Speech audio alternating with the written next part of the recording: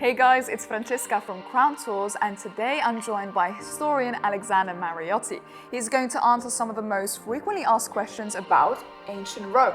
Thank you very much, Alexander, for joining us today. Thank you, Francesca. It's a pleasure. So let's start with our first question.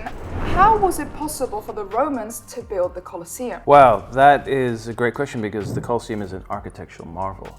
First of all, you got to understand why they built the Colosseum. It's because previously there was the Emperor Nero, who had left a sort of unpopular legacy by building on a site which had been burned down by the Great Fire. So the Emperor Vespasian, who comes in, wants to sort of distance himself, and he decides to build a wonderful public structure. So the Colosseum was put into play. It was a very ambitious project. It was built out of travertine, out of concrete, out of timber. They used 35 million cubic feet of travertine, which came from a place called Cava del Barco, which is in Tivoli. So you can imagine day and night for 8 years, materials going backwards and forwards. And we have a little clue as to how they built it because there's a tomb called the Tomb of the Hattori in the Vatican Museum. And this was the family that would rent out or provide the construction machinery to actually build them. So it was an incredible job, and you see it today. I mean, the fact that it survived, but when you go and see the Colosseum, you understand it was an epic undertaking.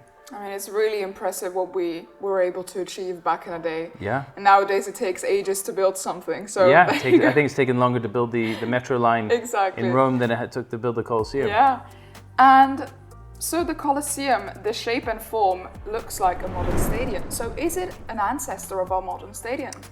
Well, I would argue our stadiums look like the Colosseum. So we have a tendency to say, just like us, when it's more that we're just like them. The Colosseum is the great-grandparent of, yes, modern stadiums.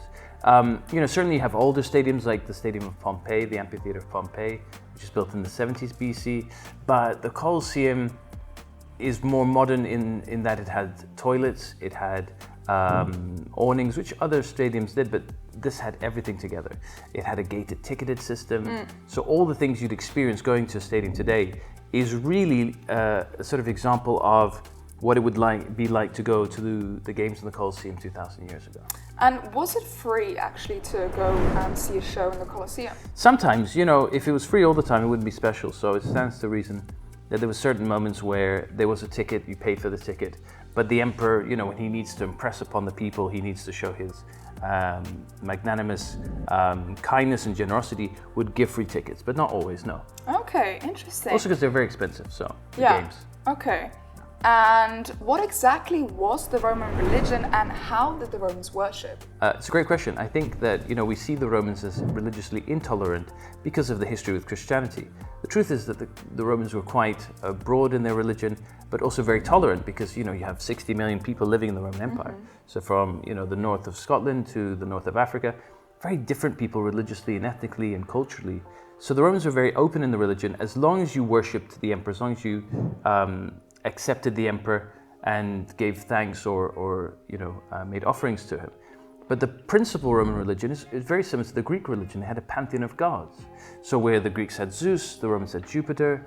You had goddesses like Minerva, Juno. So really their way of practicing religion would be no different than us. They had temples as we have churches. And they would have ceremonies and rituals, and they would make offerings to the gods on regular occasions, much like we do on religious celebrations today.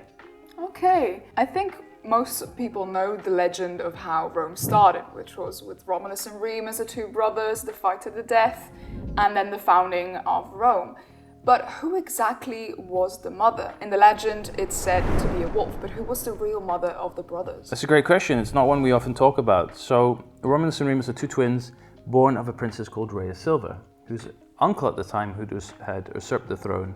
Now the problem is that Rhea Silva was a Vestal Virgin. If you know about Vestal Virgins, you know that they are virgins, which is a bit of a problem because she's pregnant with twins. But the way she explains this is that she is actually, the conception of the twins happens through the god Mars. It's a divine conception, much like the story in Christianity, of course, of Jesus. Unfortunately, because the king doesn't want the rightful heirs, he has them put in a basket and or instructs a soldier to kill them. The soldier goes down to the river, but because the river Tiber has burst its banks, he puts the basket into the river thinking they're going to drown. But much like the story of Moses, the babies float and they catch a fig tree, which is when they're found by the wolf, and the she-wolf raises them. and becomes one of the sort of most iconic symbols of Rome, which is the she-wolf with the baby suckling that you can see everywhere on the local football or soccer team. You can see it on the police cars, but you can see it on the Capitoline Hill in a beautiful statue. Is there any real evidence of something like this happening back in the days? You know, the thing about Roman stories is they're more about you than they are about the story. They're kind of a way to teach you a little bit of your personality.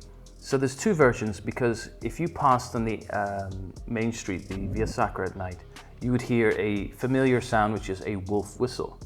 And wolf whistling was done by prostitutes as a way to attract customers, because of course it's very dark. So the nickname given to prostitutes in ancient Rome was lupe, which was she-wolves, and brothels were called wolf's dens. So of course, when you take the story of Romulus and Remus and the famous symbol, the question is, did a she-wolf really find them and take them to a wolf's den? Or did a prostitute find them and take them to a brothel? Okay. And the answer is, well, up to you. So it depends what you believe is the truth. But they're both true. It just ultimately is about yourself and how you feel about the story. Yeah, it's kind of like fairy tales, you know, there's a moral of the story and everyone sees it in a different way. I see more like a Rorschach. It's like you see what you want to see, and depends. Are you an optimist? Are you a realist? The stories help you sort of understand that about yourself. Okay, so this is a question that most people would love to ask historians, so this is a perfect opportunity.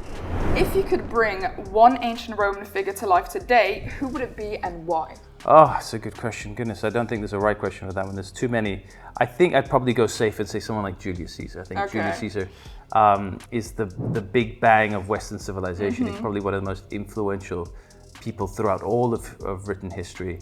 So I would definitely say Julius Caesar. I'd love to pick his brains and have a conversation with him. Yeah, I mean, especially if, you know, with everything that happened, see what really happened back in the days of his assassination and everything. It's kind of like the question of, if you could have any historical figures, dead or alive, to dinner, what would you ask them? It's kind of that situation. Yeah. Yes. So the next question is, what caused the fall of the Roman Empire?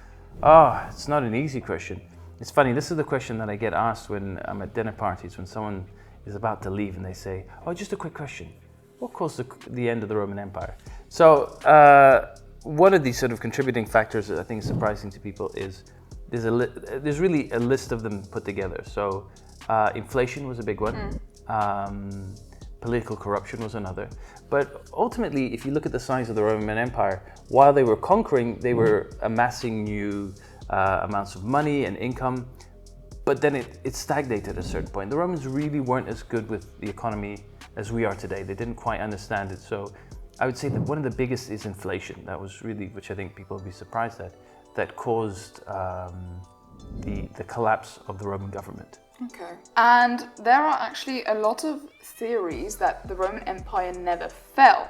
Yeah. So do you think its influence is still alive in ways we actually don't realize? Well, I agree with that. I don't think the Roman Empire ever did fall. That's why I would say the Roman government collapsed, the sort of that period of history collapsed. But the Roman Empire, I think, is still alive and well, and it morphed into, if you look at history, it morphed into different things. It became the Byzantium Empire, which then became, you know, various forms of government became. I'd say even the Catholic Church, in many ways, is an extension of the Roman Empire. If you look at where the Roman Empire was, and you look at where the reach of Catholicism has gone throughout the world, it's kind of spread.